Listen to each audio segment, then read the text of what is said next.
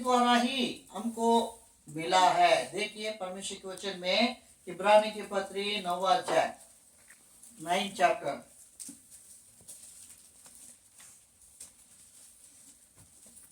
देखिए इसका 24 वचन से कुछ वचन को पढ़िए।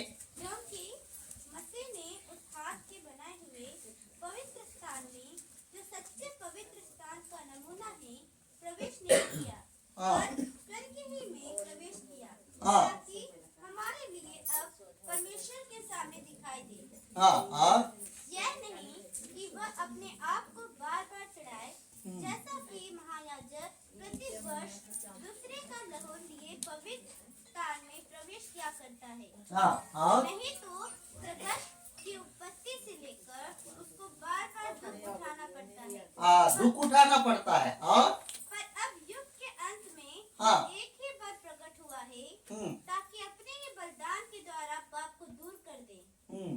और जैसा मनुष्य के लिए एक बार मरना और उसके बाद न्याय का होना नियुक्त है, वैसे ही मसीह भी बहुतों के पापों को उठा लेने के लिए एक बार बलिदान हुआ, और जो लोग उसकी बाट जोते हैं उनके उद्धार के लिए दूसरी बार बिना पाप उठाए हुए दिखाई देगा। इसलिए प्रभु यीशु मसीह की जो लहू है हमारे लिए और पापों के पूरा रीति से छुटकारा देकर परमेश्वर ने पूरा रीति से आजादी दिया।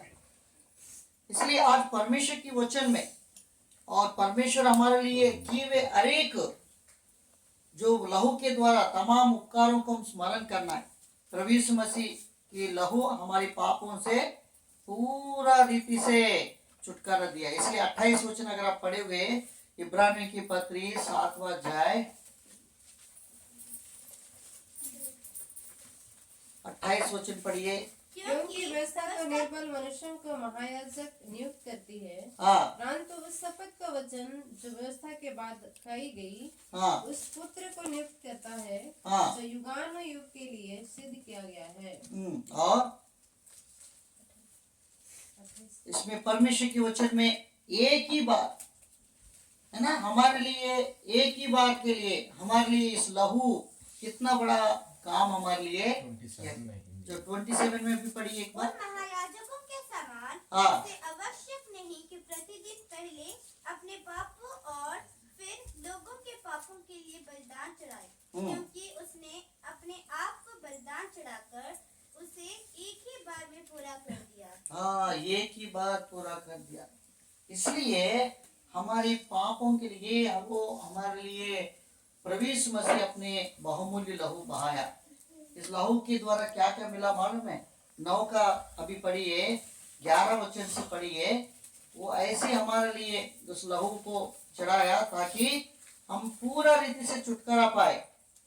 और इस संसार में कोई भेड़ बकरियों की लहू के द्वारा नहीं, स्वयं अपनी लहू देकर हमको पवित्र स्थान में प्रवेश कराया। देखिए पढ़ेंगे 11 और 12 वचन। परंतु जब मसीह आने वाली अच्छी अच्छी वस्तुओं का महायाजक होकर आया तो उसने और भी बड़े और सिद्ध तंबू से होकर, जो हाथ का बनाया हुआ नहीं, अर्थात इस सृष्टि का नहीं, और बकरों और बछड़ों के लहू के द्वारा नहीं, पर अपने ही लहू के द्वारा एक ही बार पवित्र स्थान में प्रवेश किया और अनंत छुटकारा प्राप्त किया। अनंत छुटकारा कौन सा? अनंत छुटकारा, एटर्नल रिडीम्पशन। मतलब परमेश्वर हमको अनंत काल की छुटकारा प्रबंध किया है। उस लहू के द्वारा हमको पुत्र होने का अधिकार दिया। प्रभु यीशु मसीह लहू के द्वारा अब्बा पिता कहने का आदर हमको मिला है, अब्बा पिता कहने का।